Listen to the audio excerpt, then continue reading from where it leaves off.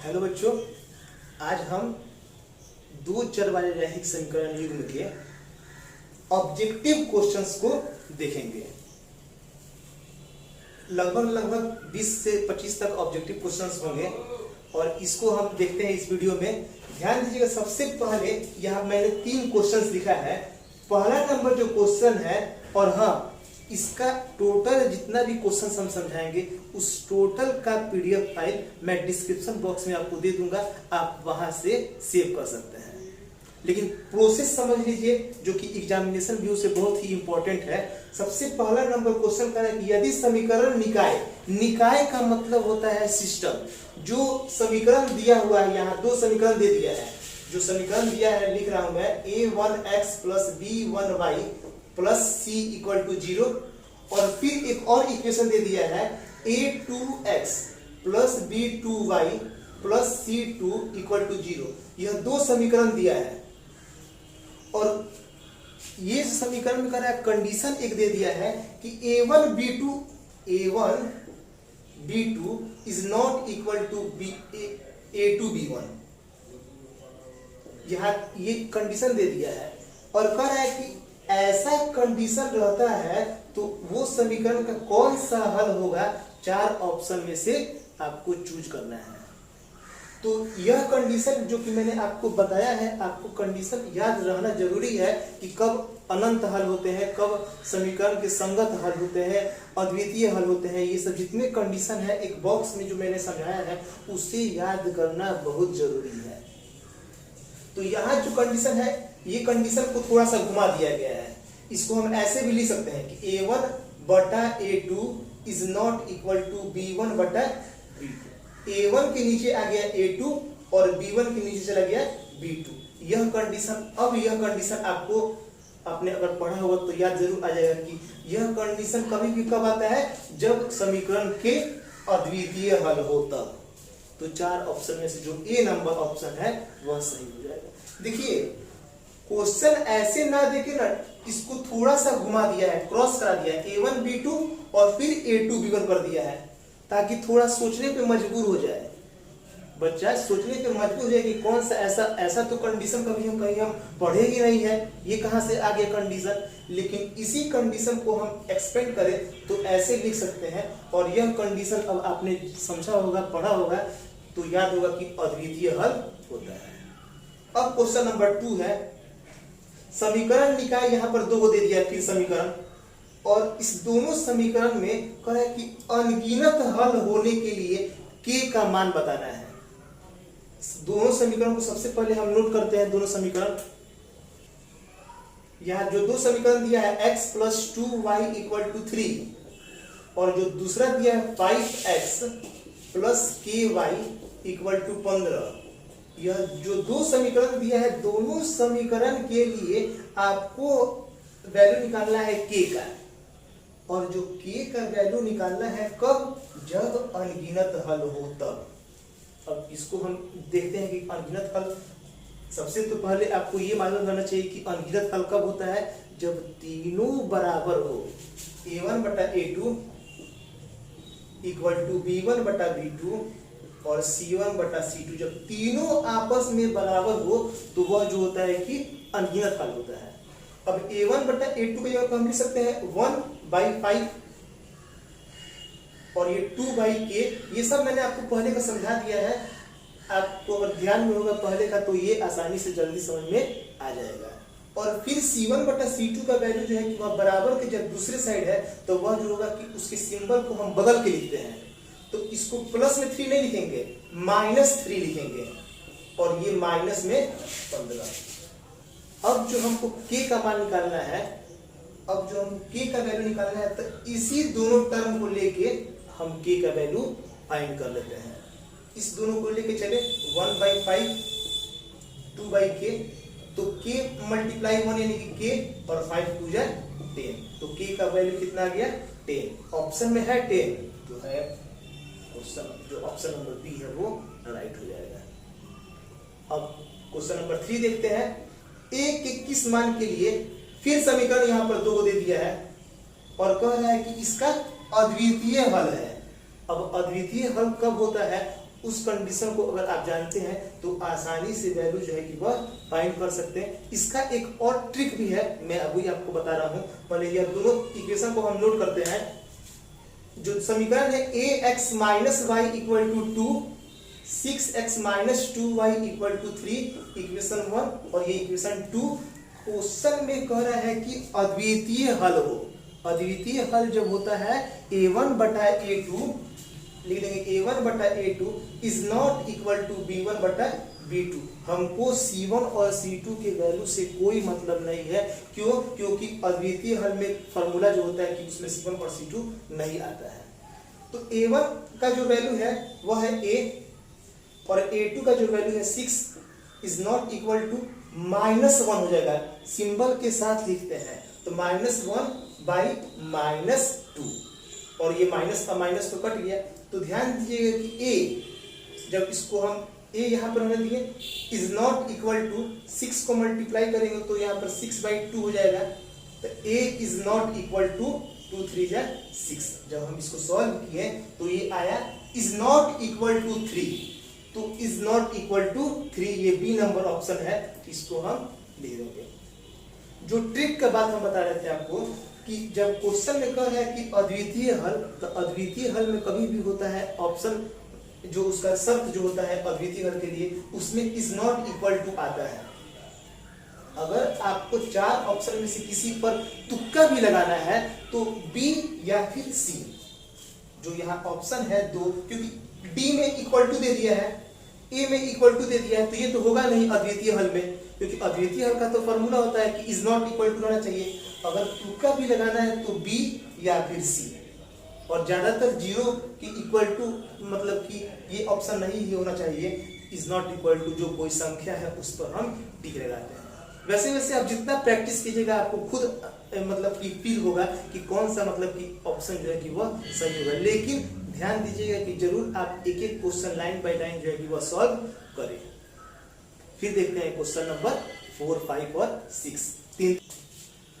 तो next question देखते हैं। क्वेश्चन नंबर जो ये 4 है, करें कि यदि समीकरण, ध्यान दीजिएगा कि यह ऑब्जेक्टिव क्वेश्चन बनाने से पहले आपको टोटल जितने भी कंडीशंस है वो याद रहना चाहिए कि कब अनंत हल होता है, कब संगत हल होता है, समीकरण का कब अनेक हल होता है, ये सब जितना भी है टर्म आपको याद रहना चाहिए। क्वेश्चन कह रहा है कि 2 समीकरण दे दिया है और कह रहा है कि अनंत हल है। समीकरण के जो अनंत हल है तो उस कंडीशन में हम देखते हैं कि यहाँ पर जो समीकरण पहले दे दिया है अनंत हल का यहाँ पर इक्वेशन पर लिख रहा है 2x + 3y = 7 और फिर एक और जो दिया है 2ax + a + by = 28। यह समीकरण 1 है और ये समीकरण 2 है। इसमें चलते हैं तो ध्यान देते हैं कि अनंत हल कह रहा है तो अनंत हल में a1 बटा a2 b1 बटा b2 और c1 बटा c2 ये तीनों आपस में बराबर होते हैं।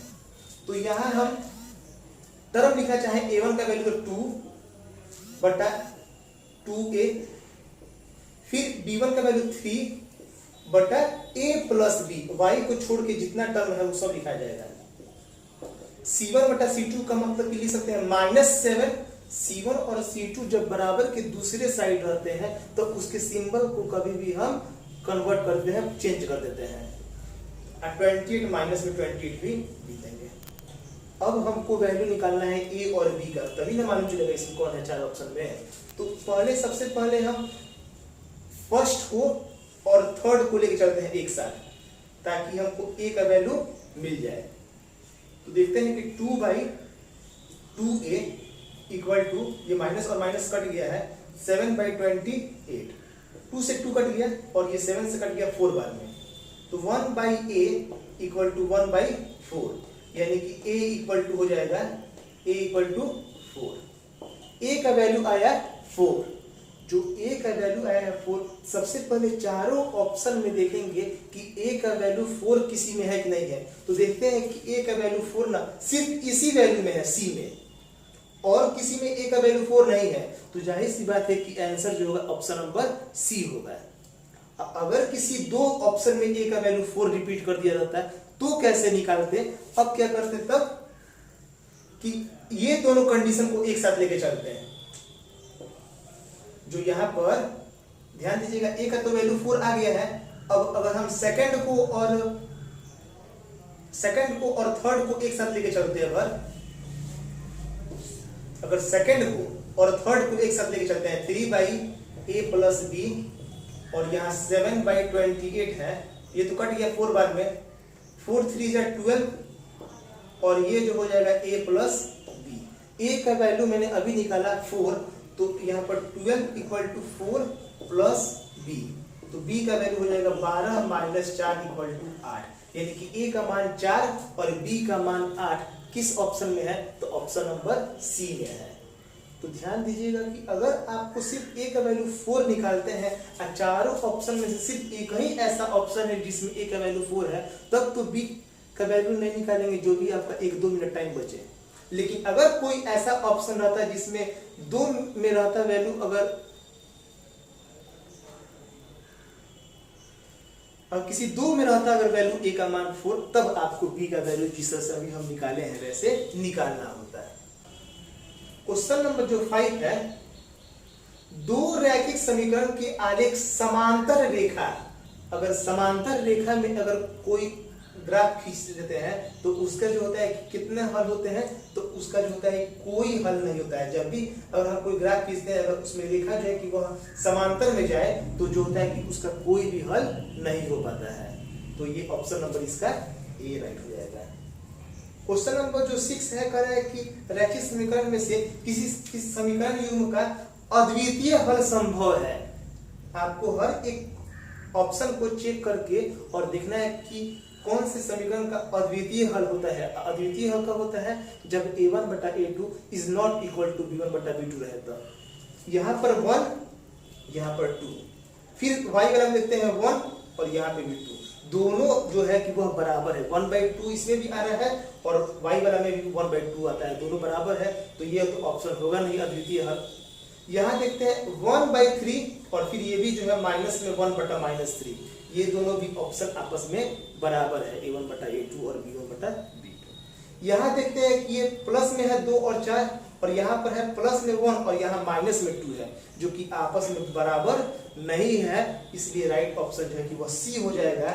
जब हमको राइट ऑप्शन सी मिल गया तो डी ऑप्शन को देख के टाइम वेस्ट करने का कोई जरूरत नहीं है, बशर्ते कि आपको फुल कॉन्फिडेंस रहना चाहिए कि हाँ जो मैंने चेक किया है वो ऑप्शन सी जो है कि वह सही है। अब देखते हैं क्वेश्चन नंबर 7। देखते हैं क्वेश्चन नंबर जो 7 है, कह रहा है कि a का मान, ध्यान दीजिए a का मान जिसके लिए समीकरण निकाय, यहाँ पर समीकरण जो दे दिया है, ये दोनों वैल्यू जो है कि उस समीकरण के लिए इसका शून्येतर हल हो, यानी कि a1/a2 और b1/b2 आपस में बराबर हो। जो है यहाँ पर शून्येतर हल के लिए a1/a2 और b1/b2 जब आपस में बराबर होगा तो शून्येतर हल होगा। और a1 का वैल्यू यहाँ पर a है और a2 का वैल्यू 2 है, समीकरण से आप देख रहे होंगे, और b1 का वैल्यू 10 और b2 का वैल्यू जो है प्लस नहीं है, तो इसलिए माइनस तो कहीं बोलने की जरूरत पड़ेगा नहीं, 5 कर दे रहे हैं। ये जो है कि इसको जब हम a का वैल्यू निकालें तो 10 दूना 20/5 और वैल्यू आके सॉल्व करके कटा दिए तो मान आ गया 4, तो ऑप्शन हो जाएगा 4। फिर कह रहा है क्वेश्चन नंबर जो 8 है कि संगत समीकरण युग्म का हल कितना होता है। संगत समीकरण युग्म का जो हल होता है वह या तो अद्वितीय हल यानी कि एक हल होता है या फिर अनेक हल होता है। अनेक हल तो ऑप्शन में है नहीं, एक हल ऑप्शन में है, तो एक ऑप्शन सही हो जाएगा। अद्वितीय भी रहता है तो अद्वितीय भी होता है कि वो भी सही ऑप्शन होता है। लेकिन बिहार बोर्ड के जो होता है कि ऑप्शन में आज तक क्वेश्चन के ऑप्शन में 2 ऑप्शन कभी सही नहीं होते हैं। जो उस दोनों जो भी ऑप्शन में जो सटीक सबसे परसेंटेज हाई लेवल जिसका सही का हो, वही ऑप्शन जो है कि उसी को हम राइट लिखते हैं। फिर जो 9 नंबर है कि x = -5 का आलेख होगा। x = -5 का अगर हम ग्राफ खींचते हैं, ध्यान दीजिएगा कि ये x होता है और ये y होता है, ये y होता है और ये x का वैल्यू होता है यहाँ पर, ये प्लस में और इधर माइनस में। -5 मान लेते हैं कि x एक्सिस पे -5 इधर की तरफ है, तो -5 का कभी भी जब हम ग्राफ खींचेंगे, -5 का ग्राफ खींचेंगे तो ये आएगा। तो ये कभी भी x अक्ष के समांतर, ये x अक्ष है तो x अक्ष के समांतर थोड़े गया है, ये ऑप्शन गलत रहेगा। वाई अक्ष के समांतर, जो ये वाई अक्ष गया है उसी के समांतर ये लाइन गया है। वाई अक्ष पर लंब भी नहीं है, जो वाई अक्ष है उसके पर यह लंब नहीं जा रहा है, यह वाई अक्ष के समांतर जा रहा है। और ये क्वेश्चन जो है कि बोर्ड एग्जाम में पूछ चुका है, ध्यान दीजिएगा, बहुत ही इंपॉर्टेंट ये है। अब देखते हैं क्वेश्चन नेक्स्ट, और ये हम इस वीडियो का लास्ट क्वेश्चन देखते हैं, फिर उसके बाद नेक्स्ट डे जो है कि अलग अलग जो इसका दूसरा पार्ट जो है कि वो आगे क्वेश्चंस को हम देखेंगे। जो क्वेश्चन नंबर 10 है, कह रहे कि दो एक घातीय समीकरण के लेखा चित्र यदि प्रतिच्छेद हो, प्रतिच्छेद जब रेखा होता है तो जो हलों का संख्या कभी भी, प्रतिच्छेद का मतलब होता है कि अद्वितीय हल, और अद्वितीय हल कभी भी जो होगा उसका राइट ऑप्शन जो है कि वह 1 हो जाएगा। तो ये हमारा ऑब्जेक्टिव जो 10 क्वेश्चन था वह कंप्लीट हो गया। अब नेक्स्ट वीडियो में हम आपको और 10 या 12 जो ऑब्जेक्टिव क्वेश्चन है वो बताएंगे। इस टोटल क्वेश्चंस का PDF फाइल जो है कि वह आपको डिस्क्रिप्शन में मिल जाएगा, आप वहां से उसको नोट कर सकते हैं या फिर उसका स्क्रीनशॉट ले सकते हैं। That's all, thank you.